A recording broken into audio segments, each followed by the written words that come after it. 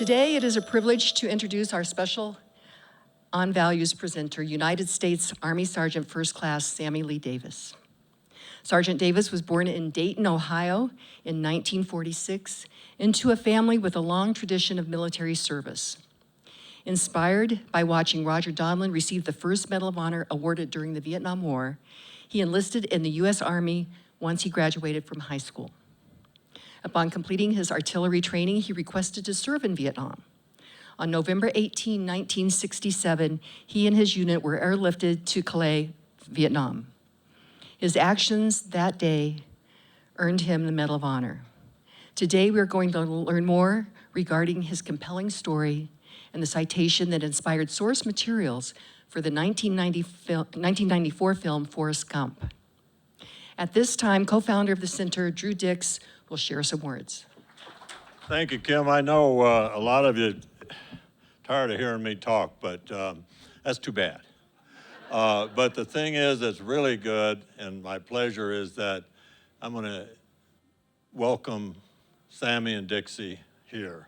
They've been to Pueblo many times, and because we are called the home heroes because there were four of us lived together at the same time in Pueblo, but we've welcomed many Medal of Honor recipients here.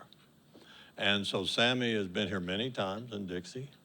I've known Sammy for, gosh, it's about 60 years, and I knew we were buddies, but I have to tell you a little story. I'm not into high tech too much, and I caution all of you that are, but Drew Dix, right, D-I-X? His lovely wife is Dixie.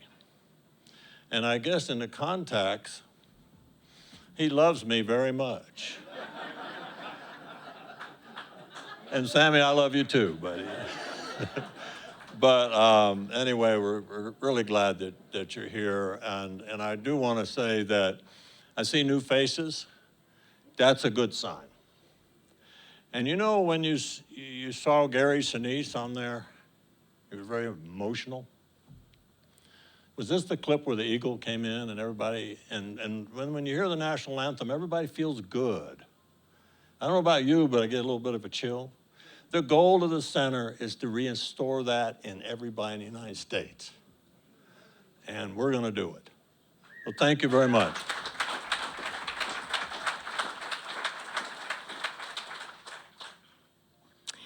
Thank you, Drew. We are always inspired by your honor, integrity, and patriotism. I think I've heard that before. Now, please direct your attention to the screens.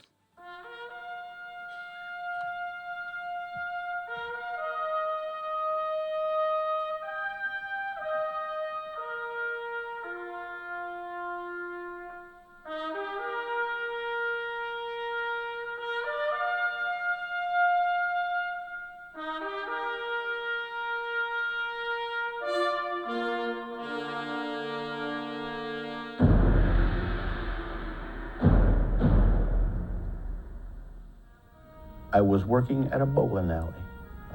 I ran the restaurant at a bowling alley, and we had a television, and there came a very short clip of the president putting the Medal of Honor on Roger Donlon. And he just, standing so tall and so straight. And now, because of the military people in my family, I was very aware of what the Medal of Honor was. And I thought, wow, when I grow up, I'd like to be a soldier like him.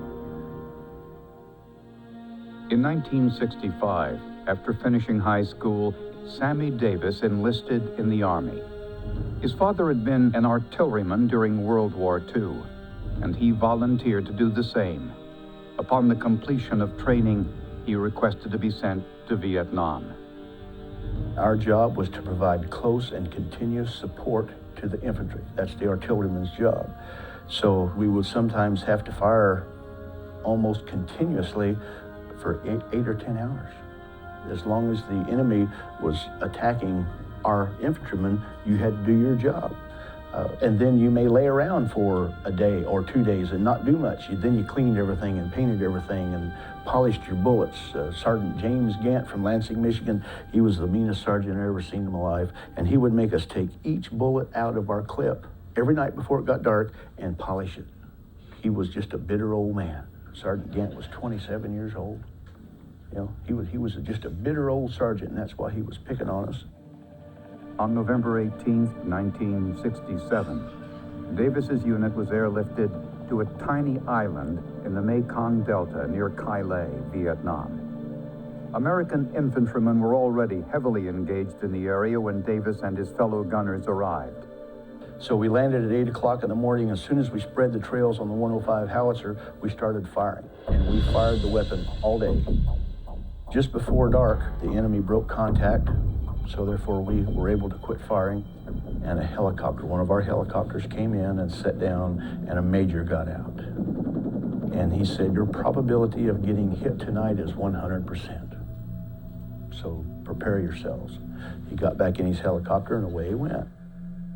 At 2 o'clock exactly, and I remember because I looked at my watch, we heard mortars sliding down the tube, which is a very distinctive sound, and to hear them sliding down the tube, you gotta be pretty close.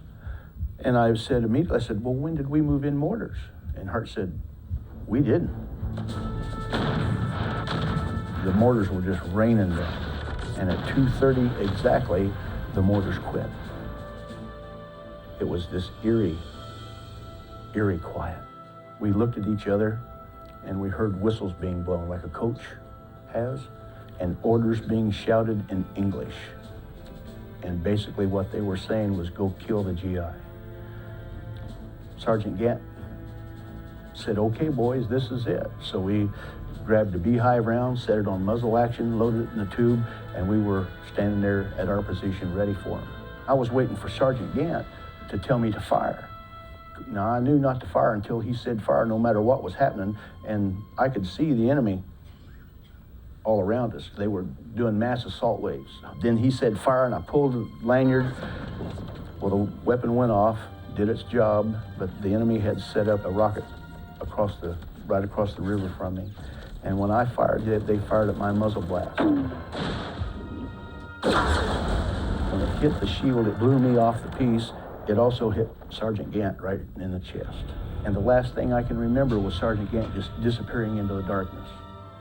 Well, the enemy started turning my howitzer around, supposedly to turn it and fire at our guys. If I'd been awake, I would have known that our next gun back was going to fire a beehive round. Standing rule is you never let the enemy take control of the weapon. You know, common sense. But I was unconscious. So when the enemy started picking my howitzer up to fire it, Bill Few from Rising Sun, Ohio, fired the beehive. A beehive round effectively turns the 105 howitzer into a shotgun. It fires 18,000 little darts, beehive darts. From mid-thigh up to and including my fourth lumbar vertebra, I had about 30 beehive holes that just passed through me. I had a flak jacket on, which is the only thing that saved my back. When they fired the beehive at me, it woke me up, and I rolled over and I rolled face up in the bottom of my foxhole, and I'm looking up and I could see all these pretty lights going right over the top of my foxhole, and I thought, wow, it's just like Christmas. My hearing went like turning the stereo from 0 to 50. You know, went from hearing nothing within just a very short period of time. It got loud enough that the smoke started clearing out of my head, and I'm starting to realize what's happening, and those weren't just pretty lights, they were tracers. So I kind of raised up on one elbow, and I looked down, and there was 150 to 200 enemy right there. Well, I picked up my M16, I had 12 clips, which is roughly about 180 rounds. And I started doing my job as a soldier. It was just like living in a bad dream. You know, no matter what I did, it's like I wasn't doing nothing to them. It was a reinforced battalion. It was 1,500 against 42 kids, and they just kept coming. Well, I fired the last rounds, and I didn't think that I was probably going to see daylight, but I wasn't going to quit. You know, because I thought, well, if I don't do my job, those guys behind me ain't got a chance. So I thought, well, I'll see if I can get off one round from the howitzer. So I scrounged around, found a beehive round, set it on muzzle action, found the canister that had not been fired, had to find the powder because we'd had everything set up nice and orderly, and naturally the mortars had blown everything askew. Now the enemy's still doing their job. I mean, they're everywhere. So I was having to hide and lay in the water, and they'd run over me. And finally, when I found all the components and I loaded the piece, I pulled the lanyard. The gun didn't go off. It went, when I pulled the lanyard, it went pop, and my heart just sunk, because this was my last effort. But I could feel the gun kind of going. And then it went off, and it went boom. I had overcharged it. Figured I was only going to get one round. I wanted it to be maximally effective, so I filled the canister full of loose powder. Later, they told me, yeah, man, we thought that you had rigged up some kind of big flamethrower or something because of all that wet powder. That's why it didn't go off immediately. Well, I was still alive. I thought, well, maybe I can get off one more round. Well, I one more rounded it until I had heard someone across the river shouting, "Don't shoot, I'm a GI." And I seen Gwendell Holloway, my brother, standing up, waving these boonie hats, saying, "Don't shoot, I'm a GI." I said, my God, somebody's got to go get him. By this point, my body was in real feeble condition, and I knew I couldn't just run down there and swim across the river. So I thought, well, I'll find an air mattress. That's what the Army had given us to sleep on. So I crawled down to the river, swam across the river, stashed the air mattress in the bushes, and started making back to where I'd last seen Gwendell standing. There was a foxhole there. And instead of just one man being in it, there were 3 men in it. Well, I knew I didn't have the strength to make 3 trips. It had taken me about 45 minutes to make that trip over to that point. And I was just getting so tired. So I asked the man above to give me the strength to carry all 3 of my brothers at one time. Despite his massive injuries and the unremitting ferocity of the Viet Cong attack, Davis made 2 agonizing trips across the river, shuttling his wounded companions to relative safety. They pulled Jim up on the bank and started doing what they could for him, and I started crawling back to help Bill Few's guys when I came across my Mino Sergeant Gant. About half his body was in water, had this big hole in his chest, and he couldn't talk, but he picked his hand up. And I thought, my sergeant wants me to hold his hand. So I kind of crawled up and I grabbed a hold, and I still was hoping that he was going to tell me what to do next, And I grabbed a hold of his hand and I looked down in his eyes. The light bulb that comes on in your head that your daddy always told you about, the light bulb came on. All these things that he had, polishing the bullet, the beehive round, setting a time fuse on it, setting out in 100-degree heat with a blindfold. Sergeant Gant shared with us the things that he knew was going to help us survive. And when I looked down in his eyes, I knew that he didn't hate me, that he loved me. You got to love somebody a whole lot to pick on them and teach them things. Jim Deister was one of the last people that we loaded on the helicopters. He was with our dead. The medic in the helicopter seen a bubble come up through the chest wound that Jim had in his chest. He'd been shot in the chest also. And took his stethoscope off and put it on his heart and had a heartbeat. And Jim Deister is alive and well today, living in Salina, Kansas. I got to hold Jim Deister's grandbabies. What an awesome feeling. Knowing that if I hadn't done my job when I was just a kid, that this precious little thing would not be here. There were 11 of us left standing that morning out of the 42 that started, 12 counting me. The other 11 men are the men that put me in for this. I didn't do anything heroic. I did my job. That's what soldiers do. And if there was one of these given that night, there should be at least 42 of them. Because if any one of us had not done their job, there would be none of us alive. It sounds silly, perhaps, to say that I went to war and found out about love. What real love is? I didn't go to war to kill people. I went to war because I loved my daddy. I wanted him to be proud of me. I went to war because I love my grandpas and I love my country. And when I got over there, the reason why we fought so hard was because we discovered we loved each other, that we were all we had. And they became brothers. We became brothers. And that's lasted up, it's been 36 years, and those men that I fought with are still my brothers. So I learned about what real love is. Thank you. Cool. Well, I've got a big 3-page speech here I can read to you, or we can just open it up to question and answer. What would you prefer? Question and answer. Who's got the first? And I will answer any question that you have. Seriously. Who's got the first question? Yes, ma'am.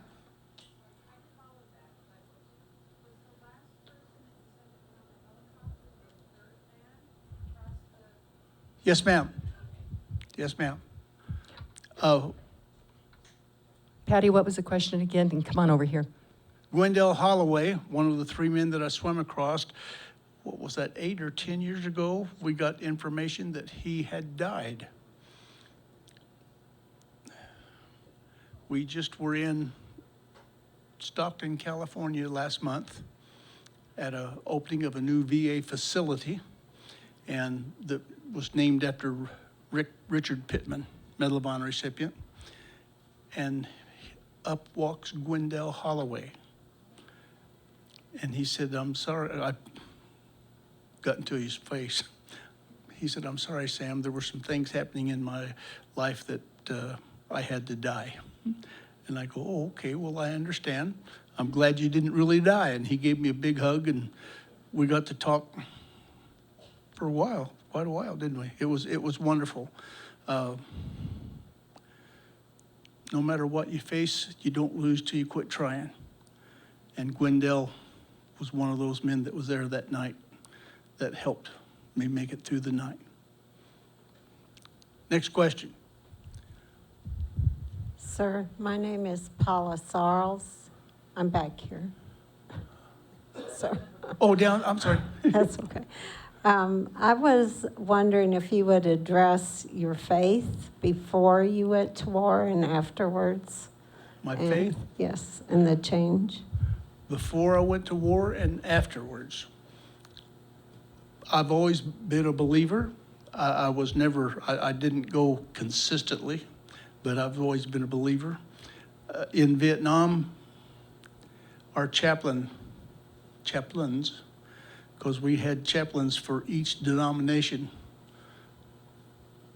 that exists, and they would all come to every meeting that we could. I mean, we couldn't meet every Sunday because of we were in combat. But when we did get to meet, could have been on a Friday or Tuesday, whatever, they would all come and talk to us and talk about the one above. And it was wonderful. And they just helped reinforce your soul and make you stronger. And today, Dixie has helped me be a believer. And we're not home every Sunday, but every Sunday that we're home, we are in church. And we've had the privilege of going to the Vatican in Rome and talking with the Pope. We've had privilege of talking to the Muslims, the head of the Muslim party. I can remember, well, true. Back in Vietnam, we were on an operation in Laos, and we were artillery, and we had 4 guns set up in like a little valley, and there was a point that come out hill, and we were firing pretty consistently. But we noticed that there was a guy in an orange robe sitting cross-legged, bald head, on the point of the point. And he was just sitting there. Well, after watching him for several hours and he never moved, my captain, he said, Davis, go up and check him out.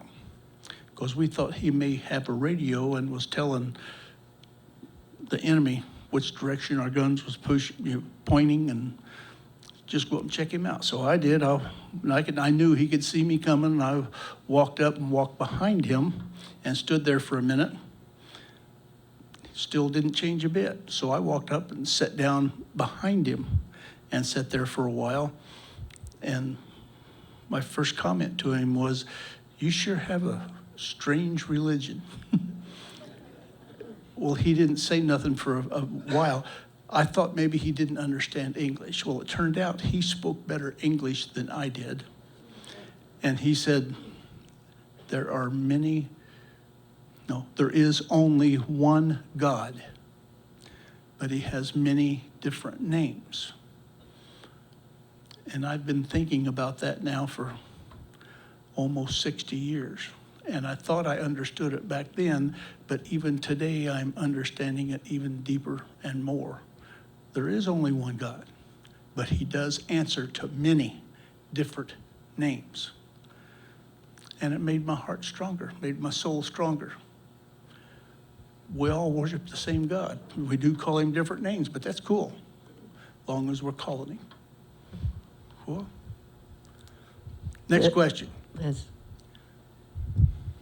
My name is Liz Richard, and what would your message be to young people today? My message to young people, and Dixie and I have the privilege of talking to school children a lot. And my message is today, no matter what you're faced, you don't lose until you quit trying. The amount of young men and women that have come to me, grown up, said, "Sergeant Davis, you told me when I was in the 8th grade, 7th grade, that I didn't lose until I quit trying. And now there's a lieutenant colonel standing in front of me telling this." And he said, "I haven't quit trying yet." And this has happened. They're not all lieutenant colonels, but many different levels. Stock market in Worcester and New York City. I can't remember his name, but yeah, thank you. It was amazing. You know, no matter what you're faced with in life, you don't lose until you quit trying. And it's still there in my heart and soul, and I'm still trying. Cool. Hua is Army speak for do you concur? Hoorah is Marine Corps, right? Next question. Yes, sir. My name is Al Anzik, fellow Daytonian. How long was your recovery after that, and what did you do after that? My recovery? Yeah. Well, that happened in 1967, and I'm still recovering. Seriously. I mean, there's some days that I can't hardly get around without extreme pain, but you don't lose till you quit trying, so I keep trying. Of course, the VA gives me, I've got morphine and hydrochlorine or hydrocodone. I've got all these serious pain drugs, but I've learned from 60 years of taking them, you can't take 2 or 1 every 4 hours, because within a month or two, you've got to take 2 every 4 hours just to get the same relief in the pain. So what I try to do, well, this month I've had 2 of my serious pain pills. Doesn't mean it don't hurt. It's just I don't take them until I just absolutely have no other recourse, and then I'll take one of their darn pills, and it helps. It does help. Okay, over here. What have you been doing for pain? Oh, in my life. I've been trying to keep up with Dixie. Well, I try to keep the smile in her eyes. There you go. I thought it was just us. Next question. My name is Jennifer Prashad. I work here at the Center for American Values, and I know that we call you the real Forrest Gump. Would you like to talk about that? The real Forrest Gump, yes, ma'am. Well, in the movie, when the medal is being presented to Forrest, the one we just watched, in the movie Forrest Gump, they used that original footage and just put Tom's face over him. As my mama said, when the first time we watched it, she said, "No, son, that's not his whole head. That's your head and his face." I go, "Oh, okay." So,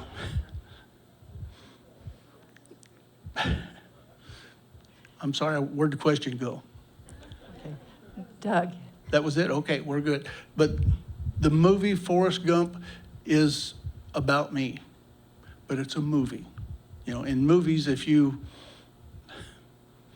well, it's a movie. It's based on fact. Yes, sir. On the lighter side, can you tell us about meeting the other Sammy Davis? The other Sammy Davis. Well, I had the privilege of knowing Sammy Davis Jr.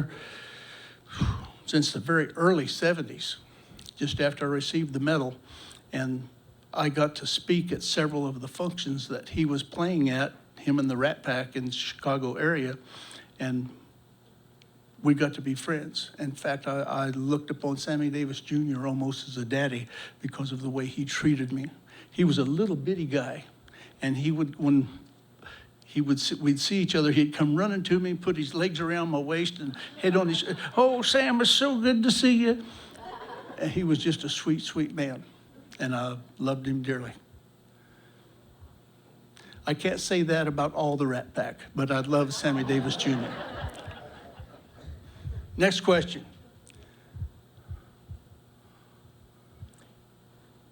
How long was your recovery when you got back to, well, I guess you said you're still recovering. I'm still recovering. I was in and out of the hospital for the first 10, 15 years because I'd go for a while and then they'd have to put me back in the hospital, and well, they'd put me on the big drugs and do this and do that, and I'd get doing better, then they'd let me back out again, but I still haven't quit trying.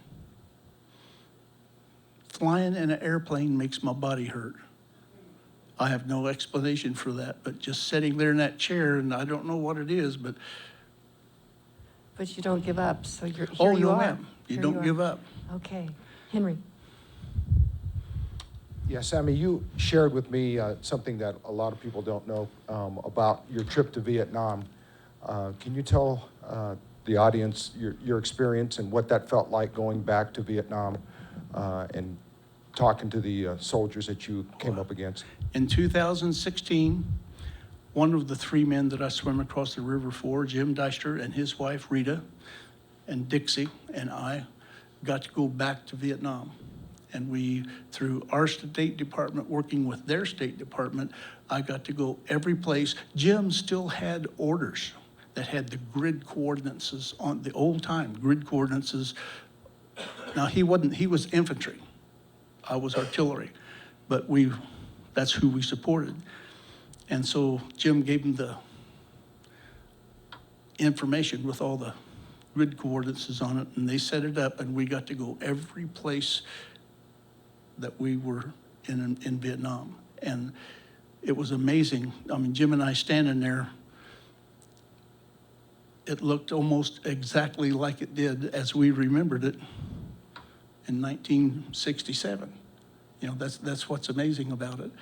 And we got to meet people. We got to go to villages. We got to go exactly to the spot, because Jim had the grid coordinates, the exact spot of where I earned this medal.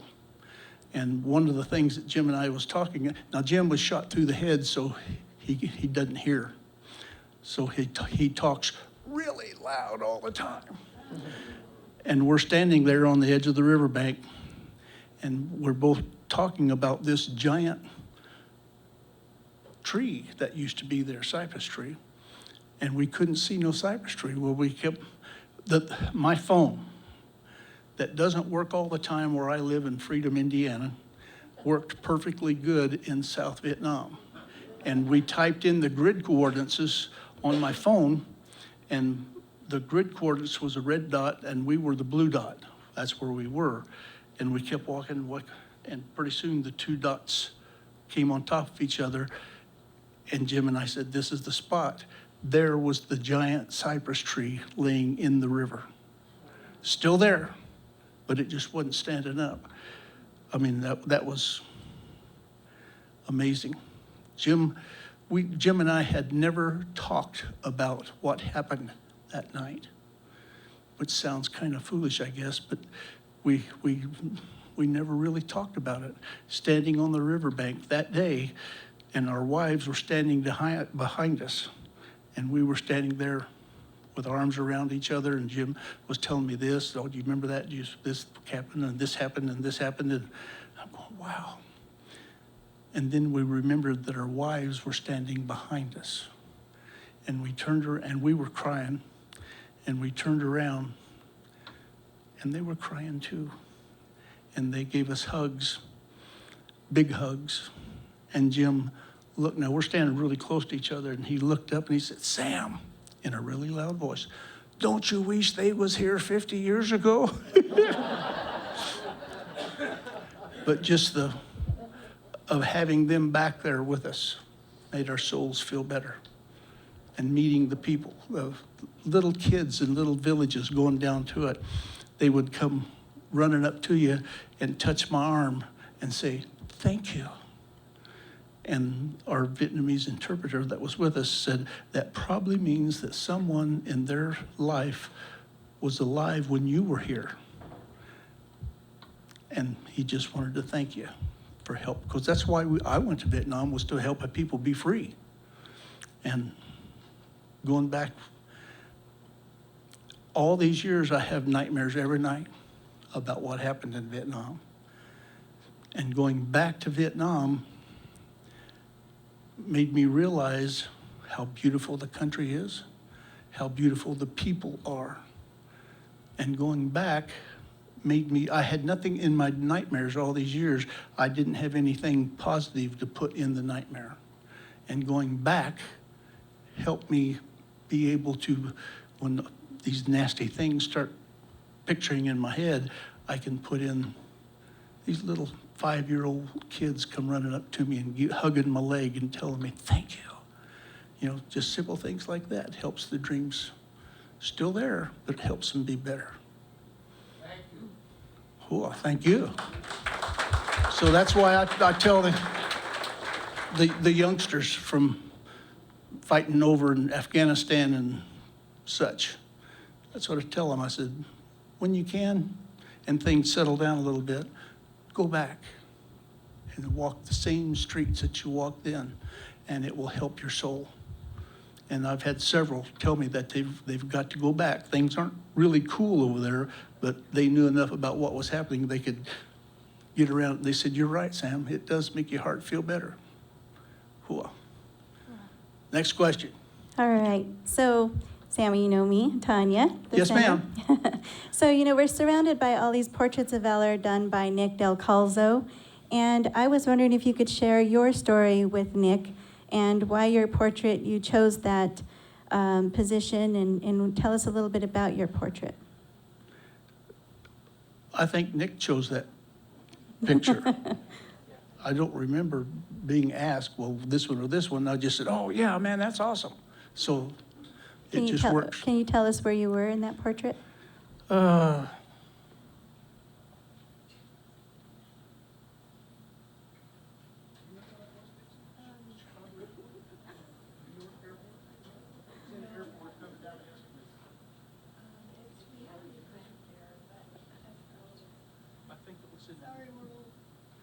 I think it was New York City.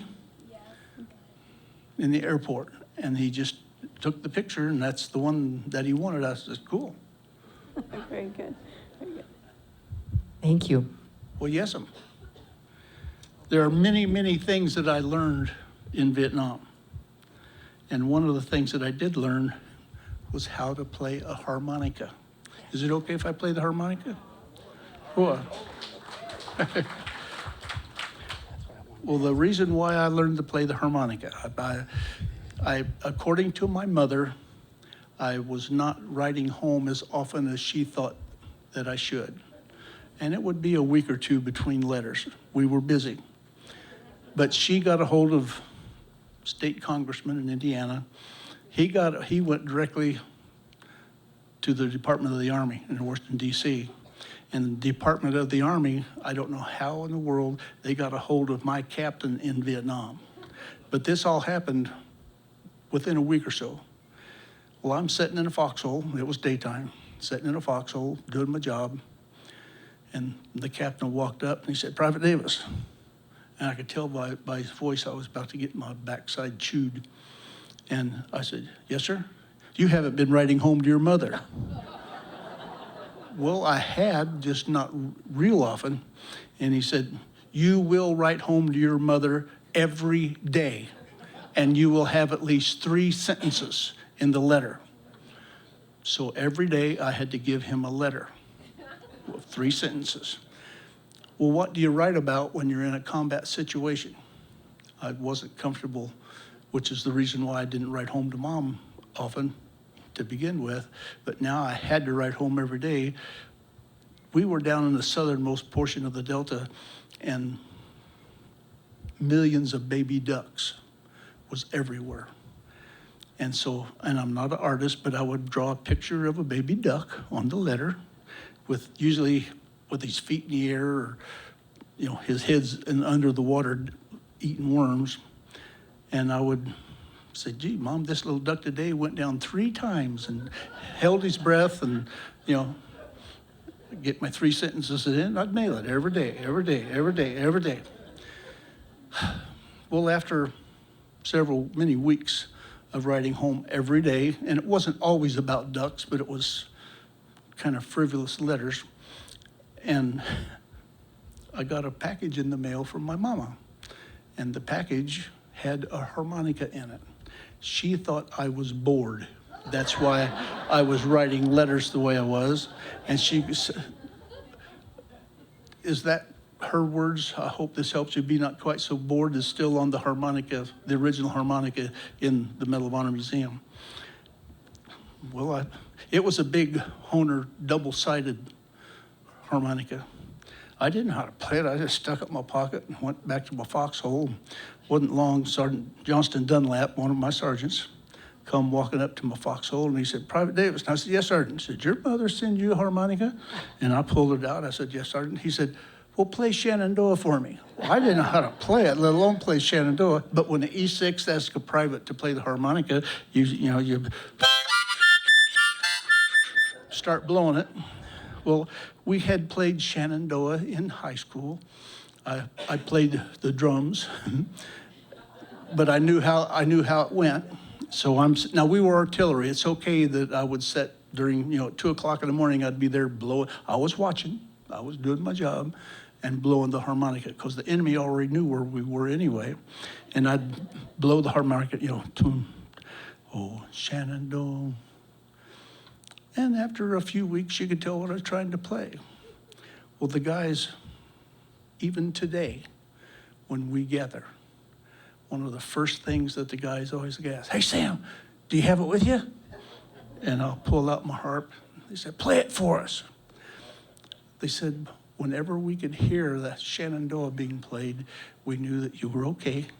We knew that you were awake and there was nothing happening. So when you played Shenandoah, it brought peace to our soul. And when you play it today, it helps remind me of that peace. I want to play Shenandoah for y'all here tonight. I hope it helps bring peace to your soul. And imagine, if you can, sitting in a triple canopy jungle at 3 o'clock in the morning with the enemy all around you. Oh, that was one of the things in 2016 when we went back.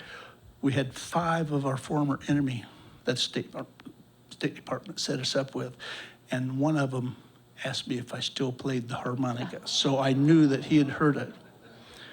So I want to play Shenandoah for y'all here tonight. I hope it finds a place in your heart.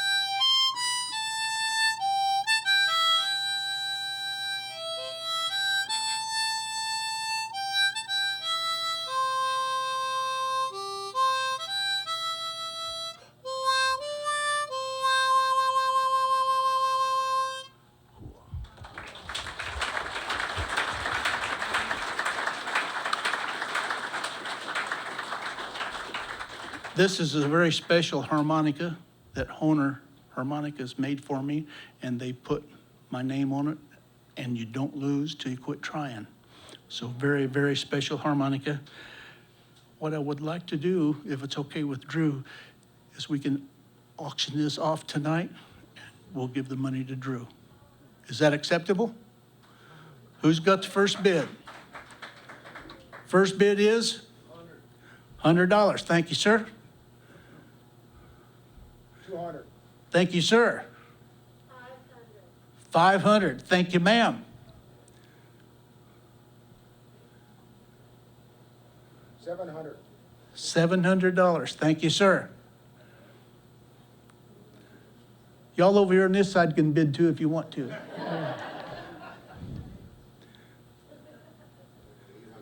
800. Thank you, brother. $800. $800 going once. $1,000. Thank you, brother.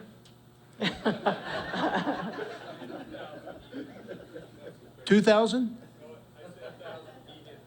Oh, so you're not bidding?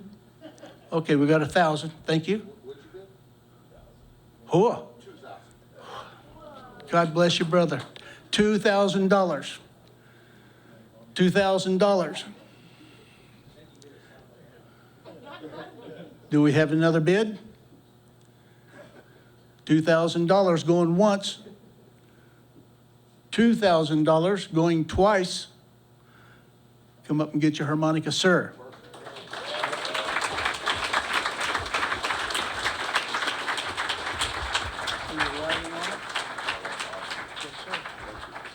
Thank you, brother. Thank you. Awesome. Yes. Yes. That's to help Drew make America strong. Do we have any other questions? Like I say, I'll answer any question that you have. Yes, sir. The battle, how long did it last, and why did it end, or what caused the end of that battle? What caused the end? Well, what caused the end of is that we killed about 500 of them. What caused the battle? They had a reinforced heavy weapons battalion of NVA. This was in the southernmost portion of Vietnam, and that's how they were getting ready to do some really serious things in Saigon. They'd come out and went down through Laos, Cambodia, and come into Vietnam and was going to go up and hit Saigon, and we were right in their way, and that's why they needed to take us out.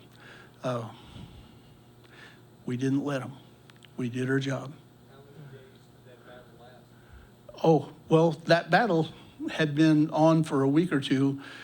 The battle that I earned the medal in started at 2 o'clock in the morning, and it was over by about 9 o'clock in the morning. The enemy didn't retreat and go home. I mean, they stayed there and infiltrated into the locals and then regrouped in a week or two and started moving out again. And the 9th Infantry Division went out and started doing their job again. Hooah. I'm intrigued by your mother as a mom. I just, I find all that so interesting that she would go to those links. And so tell us about your mom. My mama, Monty Chloe Helly Davis. She meant what she said what she meant. She was German. And she just kept me straight and kept me right. And God bless her. God bless her. Thank you, Mama. Sammy, when we were at your house doing that interview, Yes, sir. you told the story about the inspiration for the running scene in Forrest Gump. Can you tell everybody about that? The running scene was created because we're running all over the country all the time. And that's how the people in the movie chose to depict Dixie and I running all over the country. We don't physically run. My runners don't work anymore. But the running part was traveling. And that's how they depicted it, was Forrest running all over the country. And it worked well. We're still running. Next question. Yes, sir. Again, Sergeant, thank you. Do you have children, and are they also in the military? Yes, we have 4 children. The 2 oldest were Army. The 2 youngest didn't go into the military, but they support the military. Tony was in the 9th Infantry Division, which is what I was in Vietnam. Nikki was in the Air Force, and she's out now and doing fine. Tony has 6 kids, Nikki has 5 kids, and the other 2 kids only have 2 kids apiece. Something about being in the military makes you have lots of kids. We have 4 kids, 18 grandchildren, and 3 great-grandchildren. Another one's coming next month. We're very, very fortunate. Very fortunate. Christmas is expensive. Well, Dixie starts buying Christmas for all the kids in January. Yeah, well, it works well. Next question. Yes, ma'am. Do you remember which Pope that was? Yeah, Pope John. He brought us in and treated us like family, and it was a wonderful day. Wonderful day.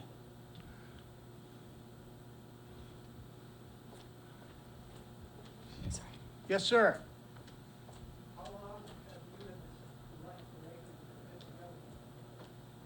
19 years?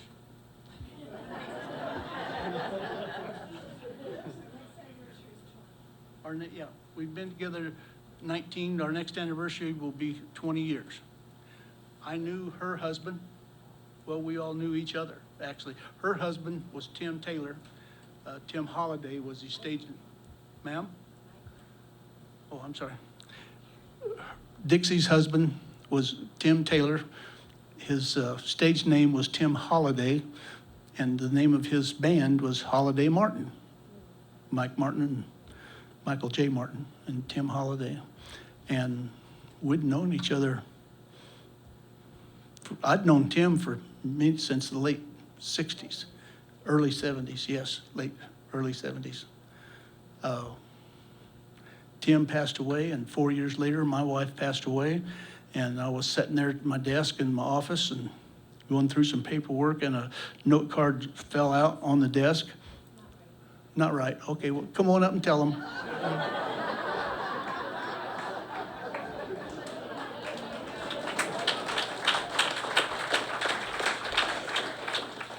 You need your sweating. Yes, I know. I'm just here to correct him, like any good wife.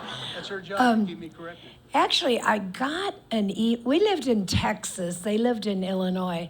I got an email from Sam one day. Tim died from Agent Orange cancer. And when your spouse is sick like that, you go anywhere and everywhere, there might be a cure. And they did the same thing. And Sam would help sometimes on, I know someone, I just touched the keyboard. Anyway, he would help us, and one day after Peggy had passed away, I got an email, and it said, "Dixie, how you doing?" And I thought, what does he want? And but I figured it out because when your spouse dies, nobody wants to talk about them because they don't want you to feel bad or they don't want you to cry, and so. And I had been through that, so we old-fashioned, we wrote, and I started talking to him about Peggy and all about her illness, and he got to talk about it. And then we just kept on writing, I should say, and got caught up on our kids and grandkids and what we had been doing all those years. And, excuse me. Then you started this story way late. He was cleaning his desk, which was, I don't know if he's ever done it since, really. A Post-it note fell out of a phone ledger, and in Peggy's handwriting it said, "Call Dixie," and had my phone number on it. So, and I was, I was married to a musician, and they're all nuts anyway. Sorry guys. And so he was a character, and I really had no interest in ever finding somebody else. And sometimes God has plans for us that we really don't know about. We should pay attention to that, because even though we had good marriages with each other, we found something even more. And he always says, Peggy trained me for Dixie. She didn't get done. No. Okay. I think our time's up anyway. Okey-doke. Thank you. Any more Thank you. questions? Thank you. Okay. How we doing on time, Drew? Last question, how's that? One more question. Yes, sir, one more good question, Jim. Oops. Yes, sir. Yes, sir. So I had the opportunity to meet quite a few Medal of Honor recipients, and many of them told me that in many ways the challenge of being a Medal of Honor recipient was more difficult than the actual action that for which they received the medal.